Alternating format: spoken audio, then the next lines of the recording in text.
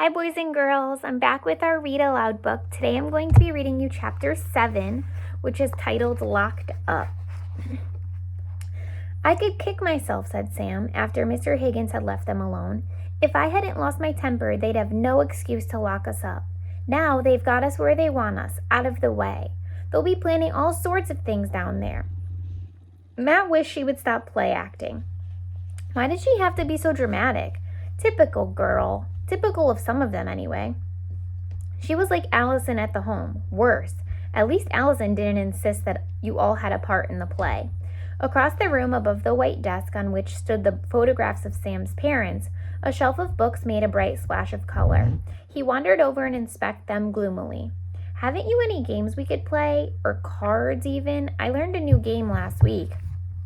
Sam stomped her foot.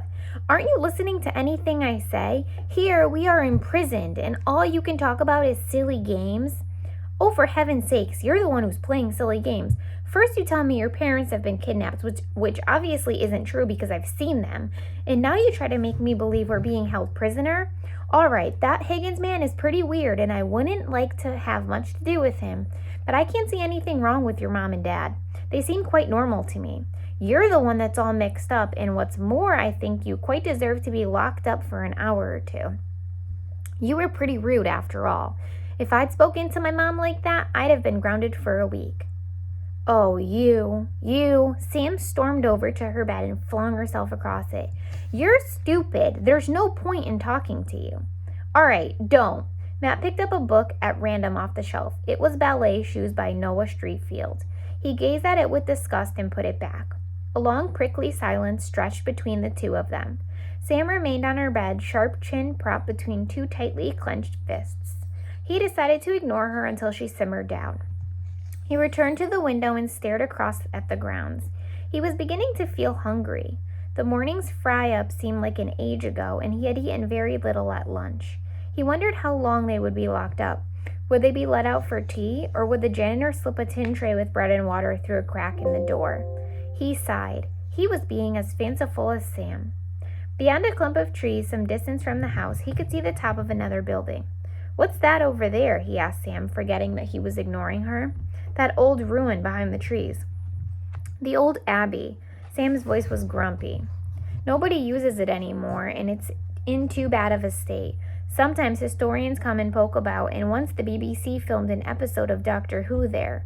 Last year, it was quite exciting, really. Mommy and Daddy were... She stopped, and then he heard her open a drawer behind him. I've had enough of this, she said. Come on, let's get out of here. He turned and saw that she had a key. What are you doing? We'll get in even more trouble. No, we won't, she said. Just keep quiet. She put her finger to her lips and turned the key in the lock. We're going to hide in the attics. But they'll come looking for us. They won't find us until we're ready to be found. I know these attics better than anyone. The only attic Matt had known was the one in the house where he had lived with his dad and mom until she died. It had always seemed large to him because it covered the area of the 3 bedrooms on the floor below, and he had been allowed to use it as a playroom for as long as he could remember. It was well lit, and apart from a couple of suitcases and some camping equipment, the rest of the space was his. He and Dad had set up a model railway that stretched over half the floor, and a couple of winters ago they had spent the long, dark evenings making models of buildings and fields and roads to surround it. Dad had sold the engines and track when he lost his job. Later, as he chewed on a hunk of bread snatched from the larder before leaving, he thought about his father. What would he think when he heard that Matt had run away? With a sharp stab of misery, he recalled the last time he had seen him, 2 weeks ago in the bare, cream-painted visitor's room at the home. Dad, who'd given up smoking years ago, had lit up as soon as the matron, Mrs. Doherty, had left them. He smoked in quick, nervous puffs as if to raise a smoke screen between him and Matt as he told him his plans. I can't hack it here any longer, he said. Since your mom died, I see her everywhere. I miss her so much. Me too, whispered Matt. Dad stubbed out his cigarette and lit another one. And losing my job, if I could just get something else, maybe things would be different, but nobody wants to hire me. What do you expect, Matt thought silently. If you could just stop, he said. Dad looked away. I've been thinking of going back to the States. I reckon it might be easier there, nothing to remind me. And the folks are not so stiff and disapproving. I can make a fresh start. Give up. And me? His father didn't answer, and Matt felt the beginnings of panic. "You're going to take me, aren't you?" "Of course, Matt, of course. But it would be easier if you stay here for a while until I fix myself up with a job and find somewhere to live." "No!" "It won't be for long. I'll keep in touch, honest." "Yeah, right. The odd postcard or phone call. I'll be back before you know it, son. I promise." Promises. In the last year, Matt had learned how unreliable they could be. Well, if and when his dad did come, Matt decided, he wouldn't find Son there anymore. The home had only been bearable while he had his dad's visits in the hope that someday they'd be able to make a home together again. Nowadays, Matt tried not to think about the time before Mom died. The three of them had been so happy.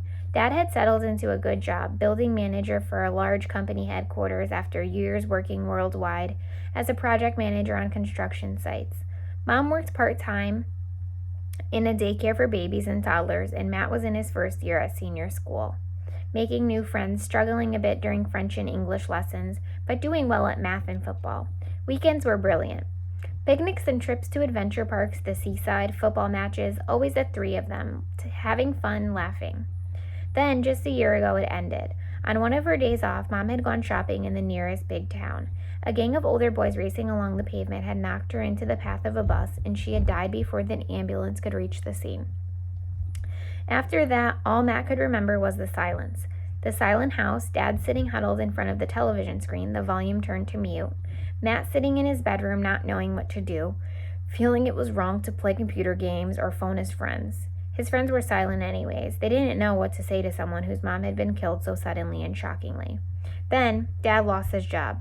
The company directors had been sympathetic, giving him time to recover, but in the end, they told him that they would have to let him go. Everything got bad then. No money for anything but the essentials. Dad out at night wandering the streets, calling into the local restaurant, coming back long after closing time. In the end, social services stepped in, suggesting Matt might be better off in a home, just temporarily, of course, just until Dad found his feet again. Well, Dad hadn't found his feet. He had found a room in a cheap hotel and off license where he could get his nightly bottles and had a dream of making good again in the States. And where did Matt fit in? He didn't. That is the end of chapter 7. I'd like you to comment below what you think, what your initial thoughts are about Matt's family. This is the first time we've heard about Matt's family. What are you thinking right now?